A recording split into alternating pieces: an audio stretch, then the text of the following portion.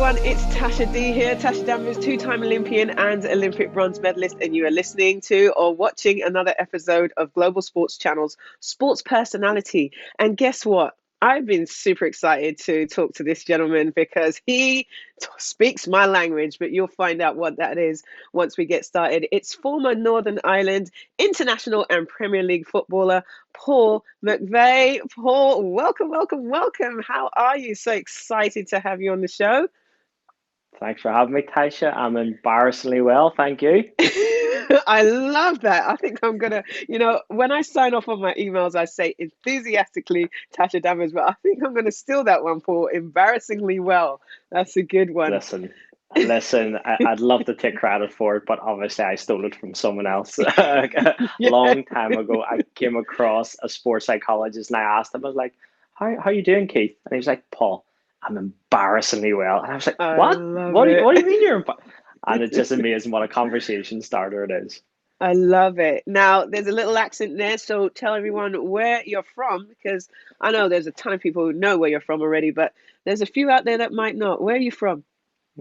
Yeah, so I was born in Belfast and grew up here for the first kind of 16 years or so before I moved across to London to go and join Tottenham Hotspur. But yeah, growing up in Belfast and the Troubles, if anyone knows about the Troubles that happened across Northern Ireland in the 70s and 80s was and obviously early 90s before I left, was quite a challenging place that I can now look back and reflect on. But at the time, I suppose it was just normal that as Right. you're going to school every day, you'd go drive past or walk past, tanks driving down your street or soldiers walking past with rifles and bombs going off every day. So pretty crazy place to grow up in. But of course, for me, it was just normal. Right. Now, we have a lot of non-European viewers who may not really understand what was going on at the time. So let's talk about that. What exactly was happening during that time? And you were already kind of getting into football. How did football help you during that time of such turbulence in your home country? Well, I suppose that's the interesting thing when you're a kid that there's not a lot of other things going on in your life apart from what's directly in front of you. And I don't want to say I wasn't impacted by this. I suppose it was a civil war going on in my country that, you had different groups on either side of the divide, whether it was Protestant, Catholic, British, Irish, all fighting for their viewpoint. And as a young kid, I was just going to school every day, like most young kids around the world.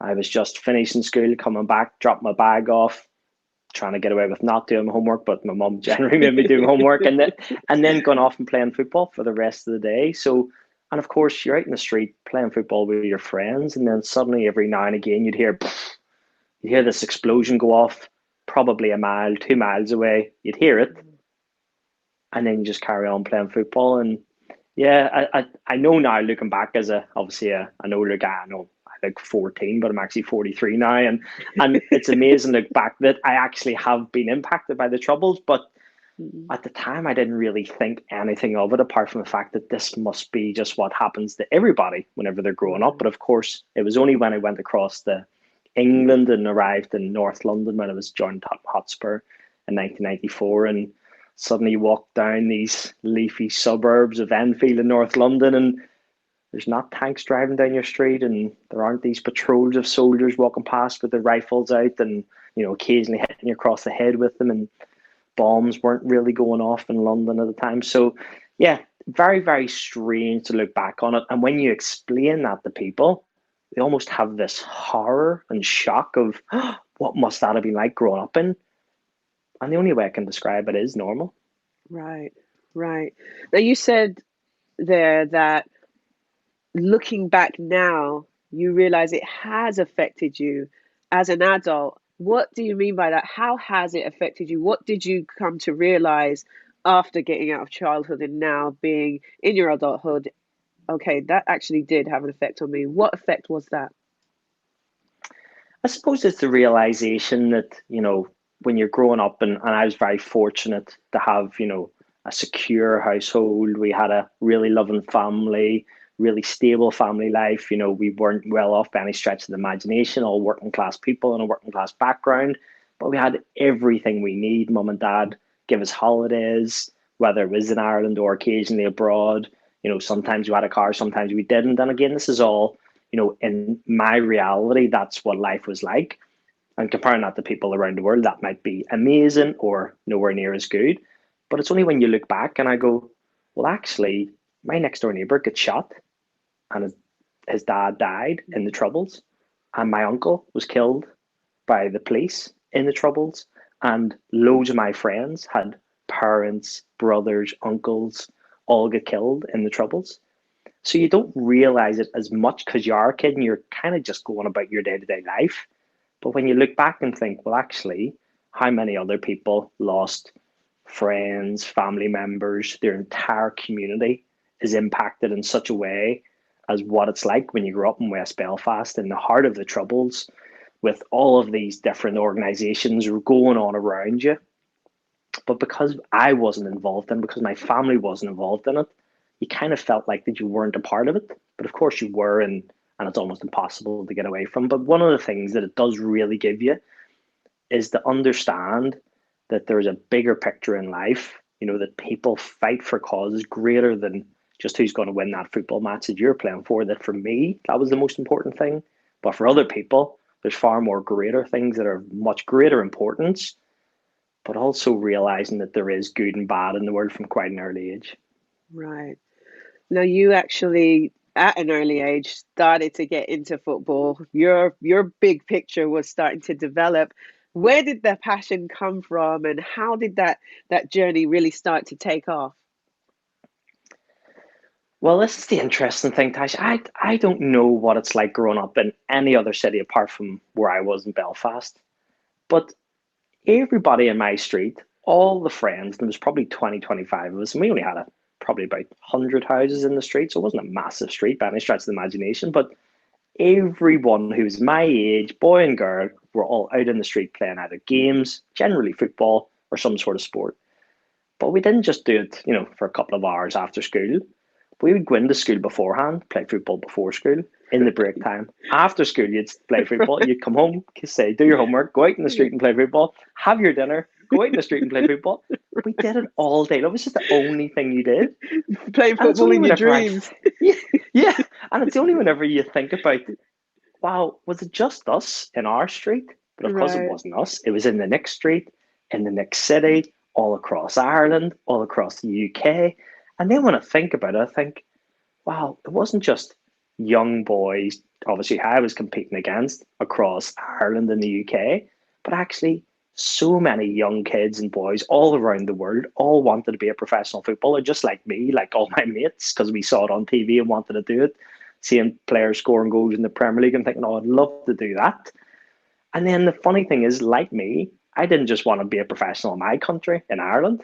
I wanted to go to England and play in the Premier League and, possibly the most prestigious and definitely the richest league in the world. And that's why I do think about it and think that actually to get to that level is getting to the pinnacle of possibly, and that's obviously up for debate subjectively, but possibly the most competitive and ruthless industry in the world.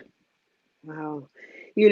Soccer, football is literally the number one sport in the world. And obviously, where you came from, it's just a part, like you said, of the everyday culture. We eat, drink, and sleep football. So, actually, then making it, like you said, because I think sometimes there's this illusion that just because you're talented, you make it to the top. But there are thousands upon thousands of people, like you said, who want to make it and don't make it. So when you actually made it, you started to fulfill your dream. You did play in the Premier League. What was that feeling like? Well, I suppose it was a cocktail of emotions of actually making my debut for Tottenham Hotspur against Aston Villa away at Villa Park, 40 odd thousand people at the end of the 97 season. So I was only 19. And again, I'm not under any illusions. Why I got into the team that year wasn't because I was fantastic coming through. It was because we had so many strikers that get injured. So Right. in one way, you feel a little bit of what an amazing opportunity to get to play in the Premier League. But in another way, I think the only reason why I'm here is because these 6 or 7 strikers who would have been playing are injured. And so I was fortunate to play with a player called Teddy Sheringham for the three times that I played with Tottenham Hotspur. And if anyone knows anything about football, Teddy Sheringham, one of England's greatest strikers, won the treble Wow. with Manchester United in 1999. Wow. Outstanding player. So to play with someone like Teddy up front was just such an education and a privilege, really. And looking back now, when I think about it, when I arrived at Tottenham Hotspur in 1994, just off the boat from Ireland, and so green and naive, and walking down White Hart Lane, coming up to the reception, seeing that Rolls Royce outside the reception with AMS1, which was Alan Sugar, Lord Sugar, and who owned Tottenham Hotspur in 1994, and just seeing this as your kind of first day as a professional footballer, or even a young professional footballer, just kind of put it into perspective, just what a massive challenge it was going to be. Right. And then, of course, as you start going through the youth team, trying to get into the first team, you just realize the demands are so huge. Right. It's so difficult to compete against these players who are top professionals and incredibly competitive and, like I said, ruthless, who all want to get into the first team. And of course, there's only 11 spots out of 25 players. Right. Yeah, it's absolutely a super super tough situation and spot to be in. I think it's a lot harder than a lot of people feel. Now, you said that when you had that debut game, you scored and you just went into celebration mode, right? Now, we're always told, listen, you got to celebrate your successes. You can't just keep going and going, going. You got to let yourself, celebrate the milestones. But you said that probably wasn't the best decision for you. Talk about, that moment and what happened as a result of the way that you celebrated that success. Yeah. Well, this is interesting. This is again back to my naivety and just not having real awareness of what it takes to be a top professional, and Right. playing as a 19-year-old in the Premier League, scoring on my home debut, feeling like essentially I've just won the World Cup. And whenever I went back to Belfast that summer, like I always did after a long season, go back for a few weeks after, having played a couple of times in the Premier League, having scored one goal, I pretty much felt like I was, top of the world, untouchable. And I really just partied like I'd, was going to be able Like to it do was this every season for the rest of my 1999. life. Like it was 1999 and it was only 97 at the time, so it was way out. And the funny thing is that, of course, that had an impact on me, and not a particularly helpful or constructive impact. I came back for the start of the next season, my second year as a professional. I was unfit. I was out of shape. Never really recovered, never got an opportunity to go and play in the Spurs first team again. And that was just such a valuable lesson for a young kid. I was only 19 at the time, to realize that you can't really take your foot off the gas. Right. If you do want to be a top professional, if you want to play in the Premier League, you can't have these, I'm just going to take 2 months off and go and do whatever I need to do for a couple of months with my friends back in Belfast, because all the other players, they might have been more experienced, they might have done a little bit of that, but realizing that very quickly need to get back training again so that they can be in shape for the start of pre-season. Right. Do you think that's one of the keys is recognizing where you've made errors and then knowing how to navigate moving forward? Yeah, I think that's all part of the learning curve. So it's interesting. I have a podcast that I've started called The Psychology of Success. And even just understanding what success is for you and what the definition is, and do you want to be successful? Everybody has a different understanding of that. But part of being successful, whatever that is for that individual, probably involves going through a whole lot of heartache, a whole lot of disappointments, a whole lot of times when things don't go the way you'd planned them to go or the way you'd like them to go. But again, going back to the very start of the conversation, when you asked me how I am, and I said, embarrassingly well, because I stole that from a sports psychologist. Well, the same sports psychologist that I worked with at Norwich City introduced this concept to me, that whenever I was talking about failure or something happened and I failed at what I was doing, and he just gave me a different take on it, and just turned the way I thought about failure. And he said, Paul, there's no such thing as failure, only feedback. Right. And it pretty much blew my mind, because I thought, no, because I have failed because I didn't achieve my objective. But actually, whenever we started discussing it, started explaining it, realized that okay, you might not have achieved right here, but of course, that doesn't mean that you're not going to get there and what you want to achieve. So this is the feedback to say whatever you've done here hasn't worked. So maybe alter your approach, be more flexible, try something different until you do achieve what you want to achieve. So the failure isn't necessarily real. It's just another way to understand how to get to where you want to end up. Absolutely. Now, I know there was another moment in your career where psychology was so important. I mean, it's important the whole time, and we'll talk about that.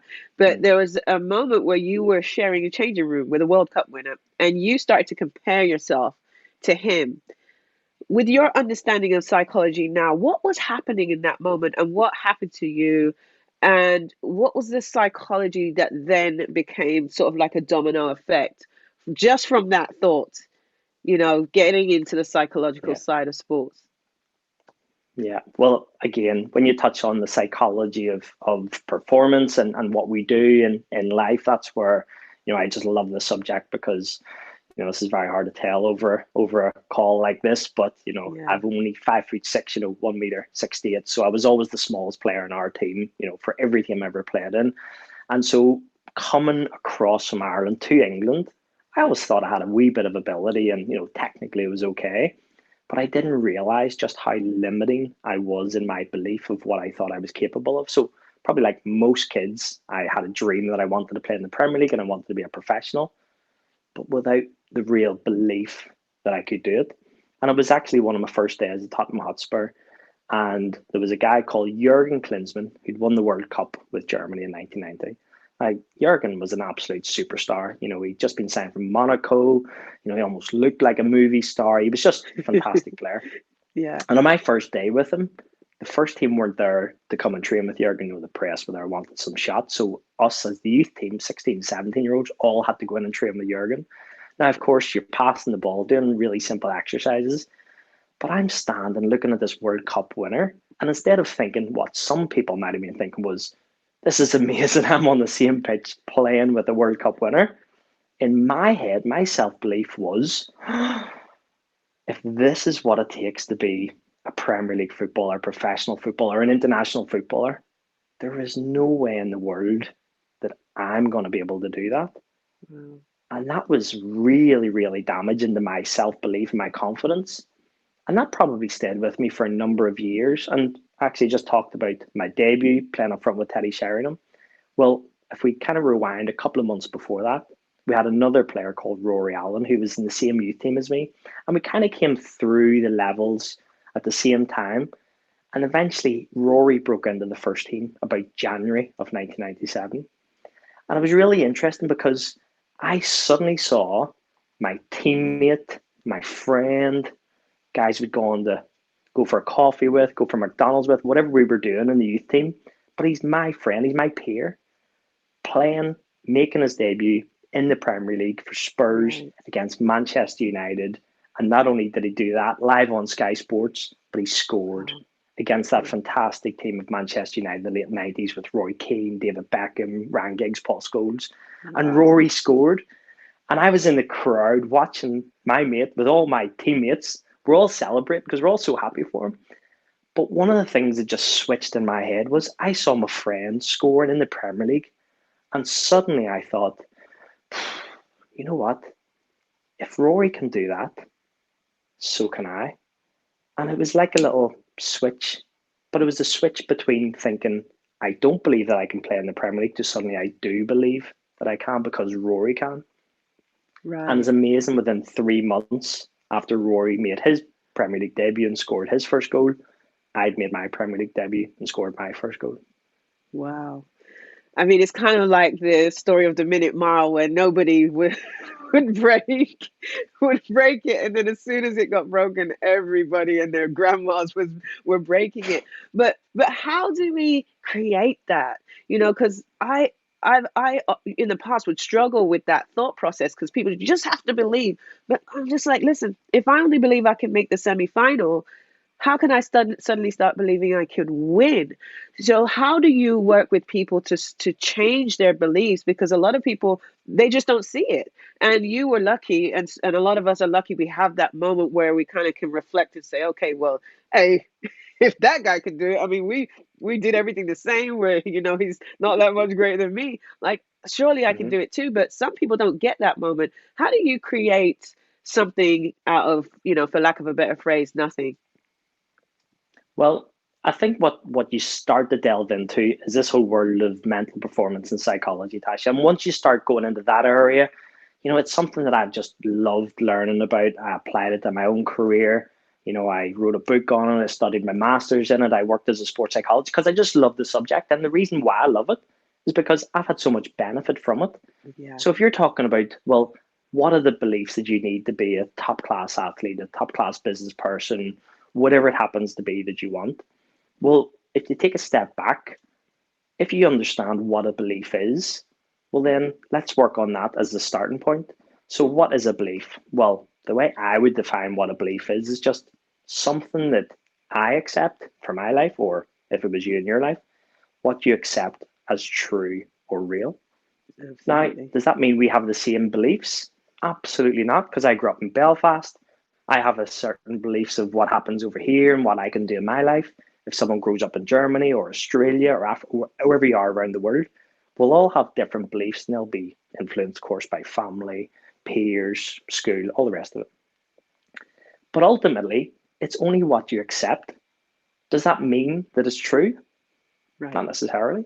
So once I started realizing that I can start creating beliefs that are more empowering, more helpful, more constructive, that will benefit me, I started realizing that something like visualization.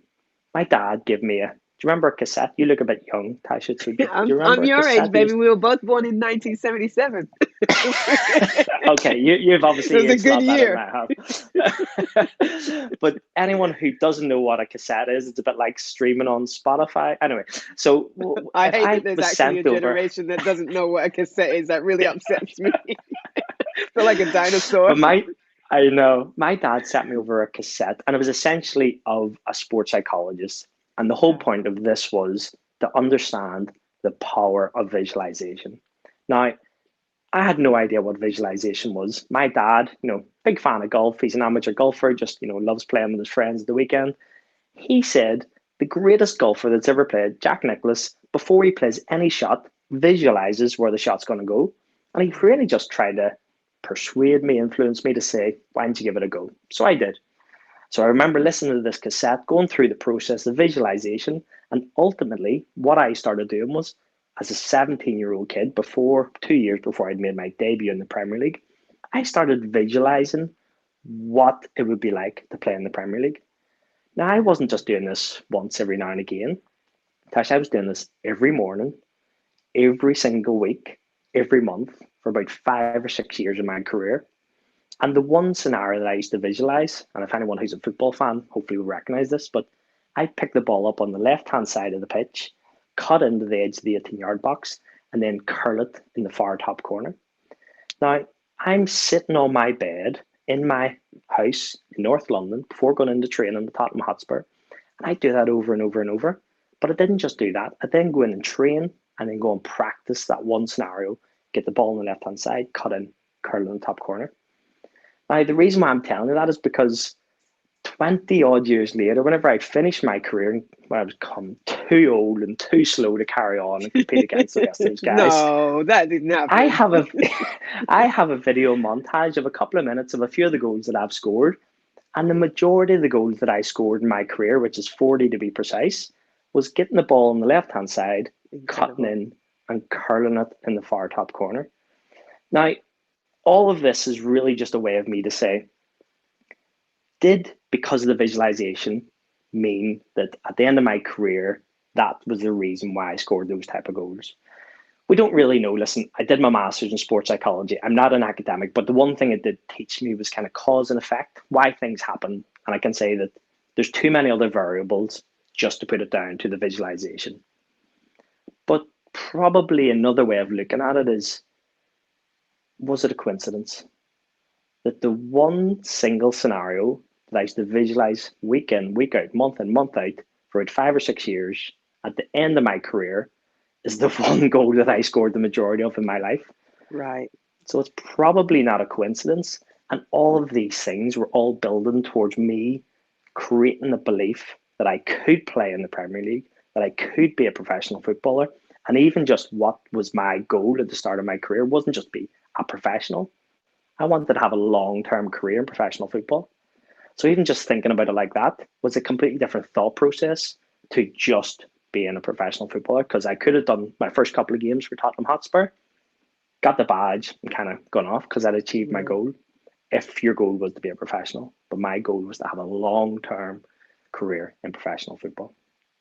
Absolutely. And I think, what you're saying is kind of just, you can have a cupcake and it will taste good, but if you add these extra ingredients like visualization and belief and all, it adds to it. So it's not like you said, doesn't necessarily have to be, oh, it was this one thing that made it happen. I remember listening to Dr. Joe Dispenza, and that's another thing, like where we are right now, there's so much more science and proof about the impact of visualization. Like in the past, it was just like, oh, this sounds like a cool thing.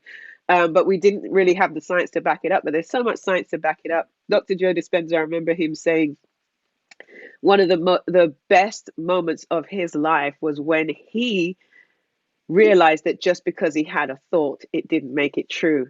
And I think, like you said, through visualization, you're challenging that thought. We had another guest on that said the word yet is super powerful because I may not be in the Premier League yet. And so then you can Mm-hmm. sort of decompress that and start thinking from a visualization perspective, and your body starts to become familiar with that. And like you said, is it a coincidence that the shot that you pictured all that time is the shot? There's so many athletes.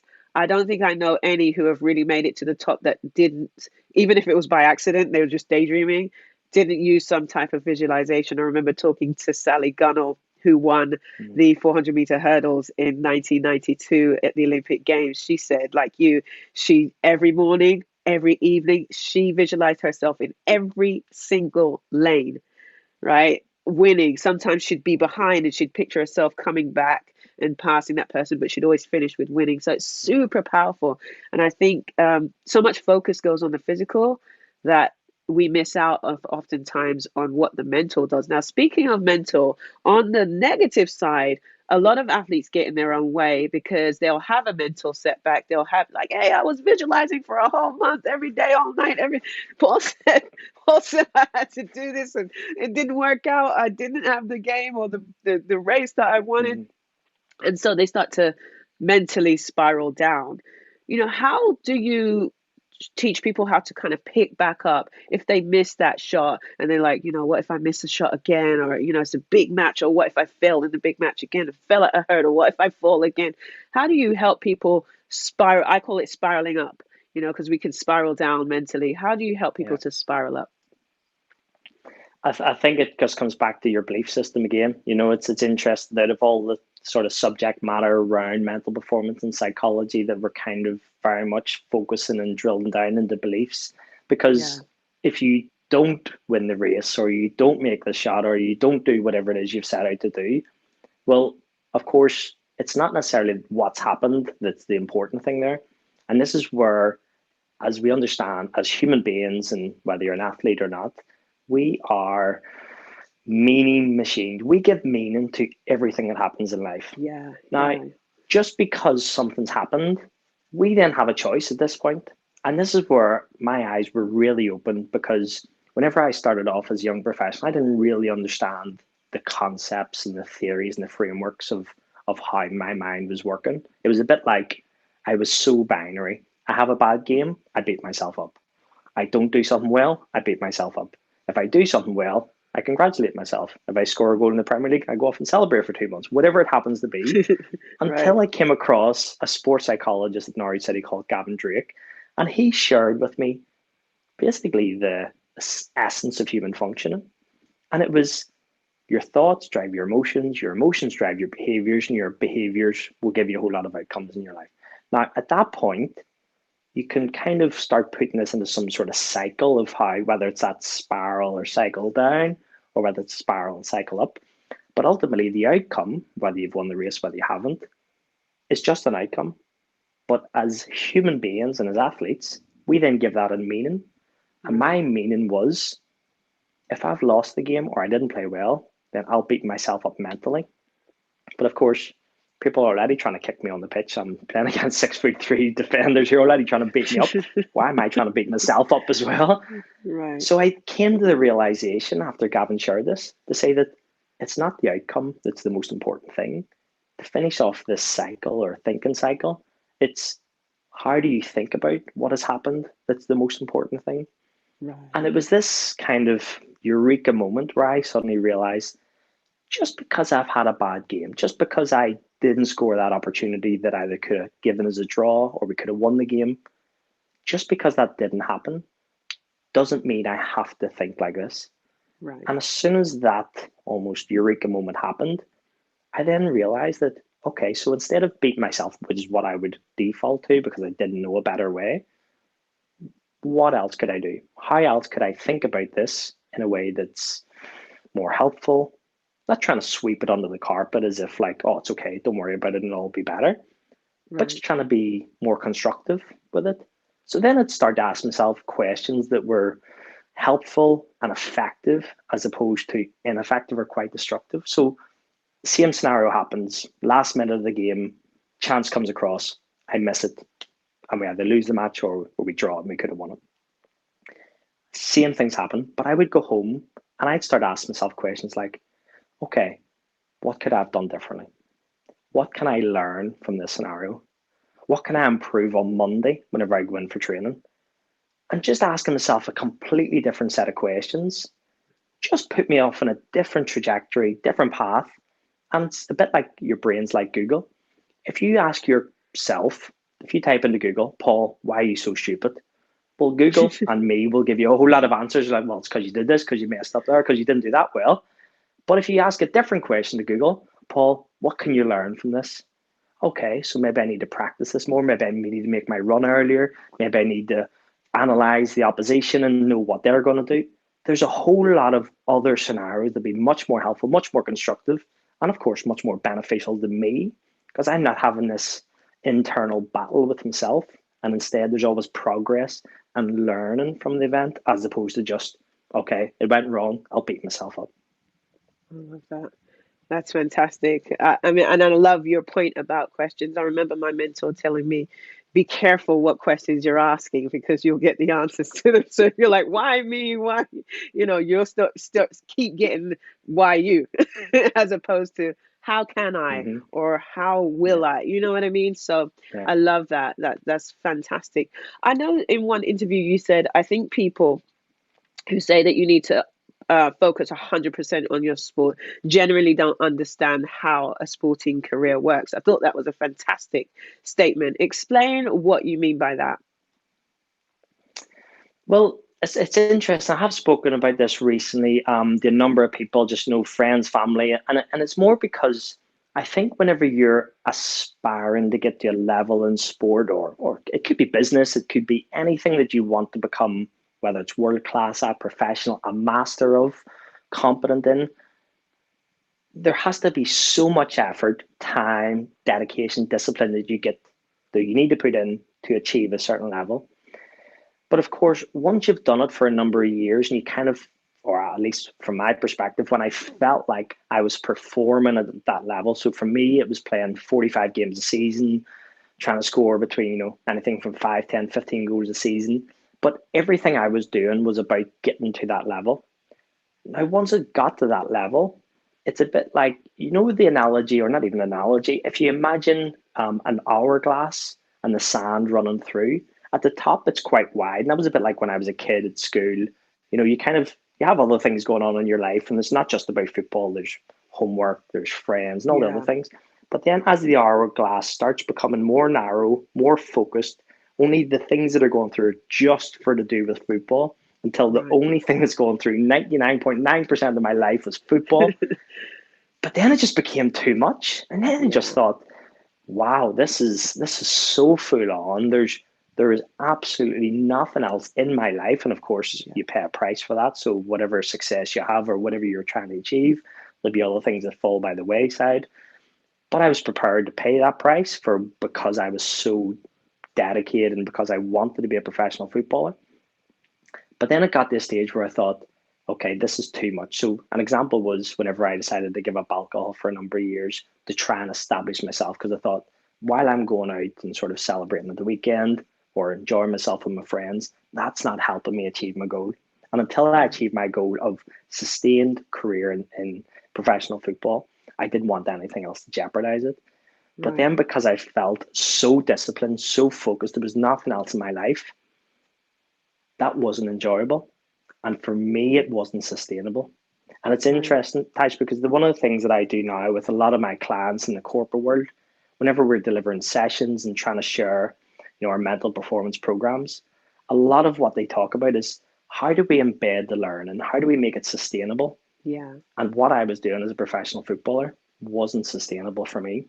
Right. So then I started needing to make decisions that would allow me to have a long-term career. Remember, my goal was to have a long-term career.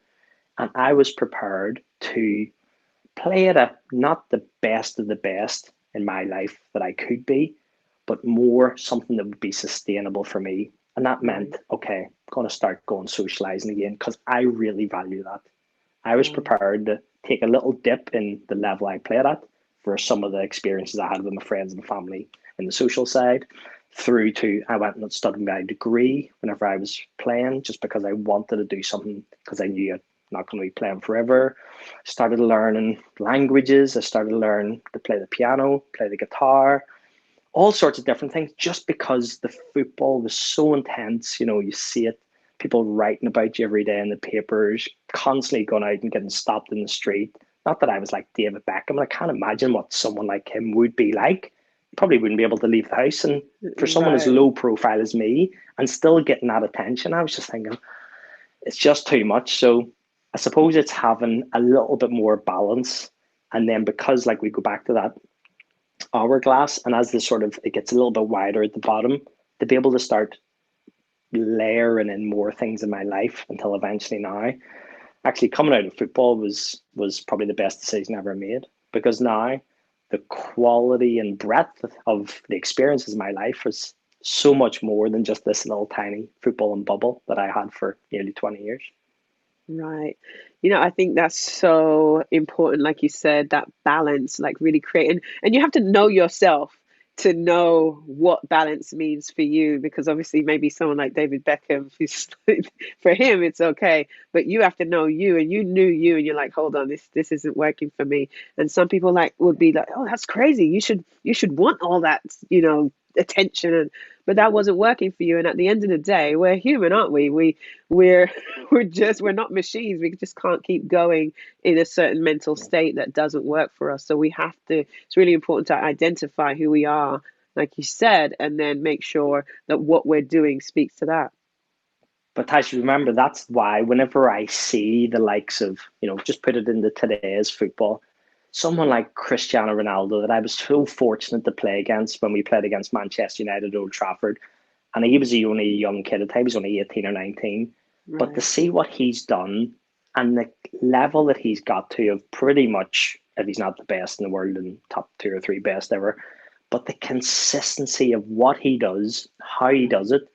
And then people talk about the money he earns. And I just think he deserves all the money in the world, because I know how hard it was just to get to the level I got. And I only played 20 odd games in the Premier League and scored 2 goals.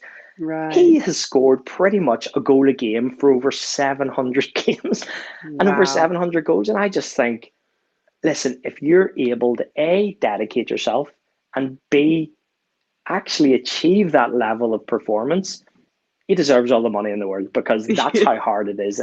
And going back to the very start of what we talked about, I really do think football is the most competitive and the most ruthless industry in the world, because so many kids around the world want to be a professional footballer. And to get to someone like Ronaldo or Messi, who have been doing it so consistently for so long, knowing how many literally millions and billions of kids wanted to do that and they can do it, just the utmost respect for both of them. I love that. I wanted to ask you about, like you said, that perspective. Do you think that athletes are really understanding, really have a good understanding of how their career relates to the entirety of their lives, and particularly post career?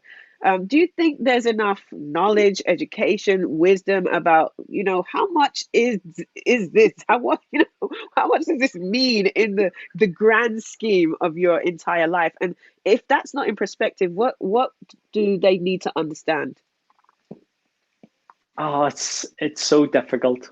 Honestly, it's such a difficult question. It's a great question and really important question, but it's so difficult to answer because essentially I can only talk about it from my perspective, Sure. but I think I'm a bit weird.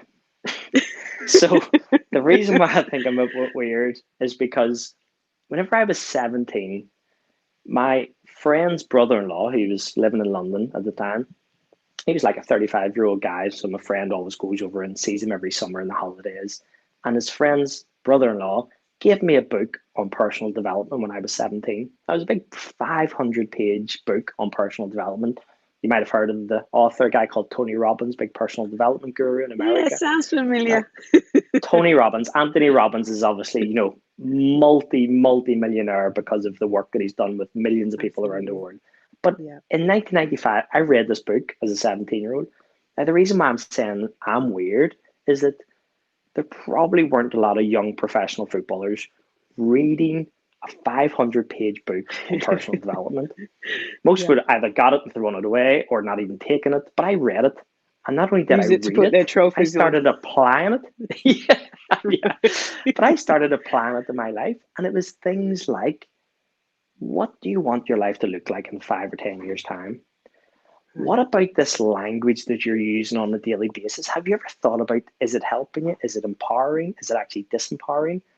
And whenever I started understanding about this whole world, and we've touched on it so many times, of beliefs and self beliefs, I was starting to think, okay, so the beliefs that I'm hearing all around the changing room at Spurs in the mid 90s were things like, oh, Paul, play as long as you can.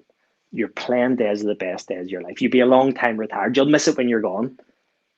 And after reading the book, I was kind of starting to question, and these were really experienced, really successful footballers. But I Right. started to question, is that a belief that I want to pick up and kind of run with for the rest of my career? And even as a 17, 18-year-old kid, I was going, I don't actually think that's going to be helpful. Because if I have the belief, if I accept that statement that my playing days are the best days of my life, well, the inference is as soon as I stop playing, and if you're fortunate, very fortunate, you might get into your 30s, 35, but most players barely get past 21. If you're lucky, you might get into your mid 20s. I was really, really fortunate to get to 32, but even whenever I stopped playing at 32, which was 2010, if I held on to that belief that the playing days are the best days of my life, and pretty much for the next, and if I lived to 70, 80, or 90, 40, 50, 60 years of my life are pretty much downhill. Now, that's not a particularly good belief, I thought, No. to hold on to. So I needed to challenge it and go, well, the playing days hopefully will be enjoyable. Hopefully, I'll be able to have a career from this game that I love. But is it going to be the best days of my life? Well, that's something that I don't necessarily believe. And that's why I just mentioned when I stopped playing football, the last 10, 11 years of my life have just improved the quality of my life because I started doing my first degree whenever I was 21 because I was already thinking ahead of, okay, so if I do manage to get to 35, okay, I've still got 50, 60 years to go. What am I going to do for the rest of my life? So I started doing a degree. That only lasted for a couple of years. By 28, I started doing a sports science degree because I was really interested in that at the time. Came across this world of psychology, started going into mental performance, keynote speaking, did my master's in sports psychology. I was working as a sports psychologist. And as I say, all of the things that have added and have been increased my life since I've stopped playing have just really, really improved the enjoyment of what I do now. So absolutely, I love playing and I still love playing football with my friends, whatever it is. But if you're so naive to think that this is going to last forever, and also that actually trying something else, learning from other industries while you're competing will probably make you a better athlete in a whole, host of ways, then I think it's only something that it should be a natural, it should be a given. But unfortunately, I know so many athletes, they just almost like put their head in the sand, think, I'll be okay. And then they get off the end of their career and it's a bit like falling off a cliff. And that's where the identity that you have as an athlete is so crucial to as you transition out of your sporting career into whatever else you decide to do. And that's why I'm really, really fortunate that as I was reading about this stuff from an early age, my identity was never just as a footballer. Love that. So, Paul, if you fulfill your mission in life, like if you fulfill everything that you want to do, what will you have accomplished? What will you say? I did that. How long have you got? How long have you got? Is it a scroll? Got a pretty long list there, long list. But you know Right, what? It is interesting. Okay, it is interesting. Right. I am so incredibly lucky. I feel so blessed, so privileged to do the role that I do now, which is, keynote speaker, performance psychologist, working with companies all over the world, sharing the lessons and insights from the Premier League and international football with, senior leadership teams, MD, CEOs, really just to help them understand how to perform at this level. Yeah. Because I meet so many people every single year, traveling around doing what I'm doing, I meet so many people who say things like, oh, I wish I had done this when I was younger, or I wish I had taken this opportunity, or I wish I'd have done this, this, and this. And because I'm always probably someone who learns from the people that they seem to be around, I never want to get to my kind of, let's say, later end of my age spectrum, whether it's 50, 60, 70, or 80, and kind of be looking back at my life and thinking, oh, wish I had done that, or have these regrets that I hear so many people have. Because I'm pretty on it when it comes to this psychology stuff or this mental performance, I'm going to say on it, have real clarity of what my life looks like today and what I'm working towards and the purpose and the vision and the dream. And it's always about how do I impact people positively? And the way that I do it is through football, because for me, it's the global language. Because as I'm going through it, I want to be making sure that I'm clear what I want today, so that when I know when I'm 5 years, 10 years, 20, and all the rest of it, as I get older, I will get to the end of hopefully my days, and when I'm sitting on that chair, looking out over the water, and just thinking, wow, what a journey, what a ride, it's like 10 lifetimes, and I loved it. I really got stuck in and, give it a go, as opposed to meeting too many people that I have over the years who are older and just think, wish I had have. Right. And that regret that I listen to is just something that really drives me and helps me understand that what I'm doing today, and this global pandemic of the coronavirus is a great example. Before it happened, I was, really, really fortunate to live a really privileged life. And when we're all able to travel and go back to doing what we're doing again, I'm going to go back and do the exact same thing. And I'm not saying that hopefully in an arrogant way, more to reaffirm to me that the life I have and the life I had is exactly what I wanted. Right. And the reason why it is like that is because 10, 11 years ago, whenever I left professional football, this is what I wanted to do. So it doesn't happen by accident. And it's no coincidence that whenever I stopped playing professional football, I went off to America to go and be the first Premier League player to be a keynote speaker, because no one else had done it before me. Right. And now 11 years later, I've been doing it for 11 years. I've traveled the world with it. I've spoke for Microsoft and Cisco and PwC and Barclays and all these other companies. And now I'm training people how to do it. But again, it's not in an arrogant way. Hopefully you don't see it like that. It's more to say that 11 years ago, my goal was to be a keynote speaker. And now I've got to the point where I feel like I can share this knowledge with people who come from a sporting background, a business background. On our program last year, we had people who have flown as fighter pilots, sports presenters, entrepreneurs that took their business to 100 million, as well as athletes. because we all have a story to share, but not everyone's able to share it in a way that's meaningful for the corporate world. Absolutely. I love that. And it's definitely not arrogance. It's, in fact, clarity, which is absolutely necessary in order to achieve any goal. So I would say to you now, if there was one thing from your wisdom, from your experience, from your knowledge, from what you talk about, from your experiences with people, if there was one thing you're like, listen, if you ignored everything else I said, I want you to remember this, what would that be? Wow. What a question. Right in the gut One there, Paul. thing. Okay, so let me give you the easy answer. There isn't one thing. That's the easy answer to say that there's not one thing. It's never simplistic, but be clear what you want. Yeah, Because 100%. I do find so many people who are getting up in the morning, working really, really hard because, most people in general are hard workers. They want to provide for the family. They want to do well. They want to, have an honest day's pay for an honest day's work. But I find so many people who have absolutely no idea where they're going and no idea how they're going to get there, and then wonder why they feel lost or Right. unhappy or just don't have a real purpose in life. Right. That's fantastic. I love that. I love that. I always tell the little story about Alice in Wonderland when she meets up with the cat and she says, "Hey, which way should I go?" And he's like, "Well, where are you going?" And she says, "I don't know." He says, "Well, then it doesn't really matter which way you go."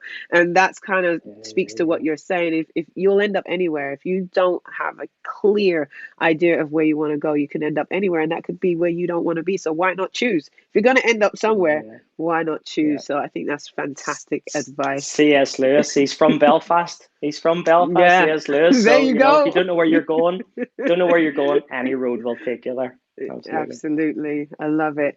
Well, it's been an absolute pleasure chatting to you. We probably talked twice as long as I'm supposed to talk. I'm supposed to cut it off at like 30 minutes, but it was just too enjoyable. I'm What a chance did you mindset have freak. with an Irish guy, Tasha? This You is like, know, why I say got to something do in it. 10 words when you can say it in 1,000 words? There you go. That's what I'm saying. Exactly. So it's been so great. I want to make sure that if people want to get hold of you, want to work with you, want to get your book, whatever you got going on, how can they find you? Yeah, absolutely. So best thing is probably just to go on my website, which is paulmcveigh.co.uk. That's PaulMcveigh, paulmcveigh.co.uk. And of course, I'm on social media, which is obviously LinkedIn, which is a big platform for me where I get most business and most inquiries from, or Twitter, Paul McVeigh77, or on Instagram, Paul McVeigh77. So, Taisha, thanks very much for having me. Oh, absolutely. You'll probably be hearing from me soon. I need to work with you myself. So if anyone sees me out there on the circuit, probably Paul will be behind Pleasure. that. So looking forward to Pleasure. that. Now, like I said, it's been a great pleasure. Hopefully we'll get to talk to you again in the future. And may the rest of your life, Paul, be the best of your life. Thanks for joining us. Thank you. Oh my gosh. That was like addictive, just listening to everything he had to say. I'm a mindset fanatic. I'm really, from my own experiences, and from watching other athletes like Paul, people who've been successful, how important the mental game is. And we say it and we say it and we say it, but it's different when you're actually in it. But the great thing to understand is that it's not just for sports. So before sports, during sports, after sports, if you're not even a sports person, you're just a sports fan, there's something in your life you want to accomplish. It's really about what success means to you and what needs to be done in order for you to create that. And it's just the lessons that we learn from sports that we apply to our entire lives. Now, there's so much going on and so many ways that we want to help athletes to really discover these lessons and these gems. And even if you're not an athlete, there's so much you can learn from the sporting world. So make sure you delve in, like, share, follow, get the word out there. go to www.globalsportschannel.com and www.loveathletes.com and find out how you can get involved in everything we got going on. Anyway, like I said, it was amazing chatting to Paul and looking forward to hearing more from him in the future. Ciao for now.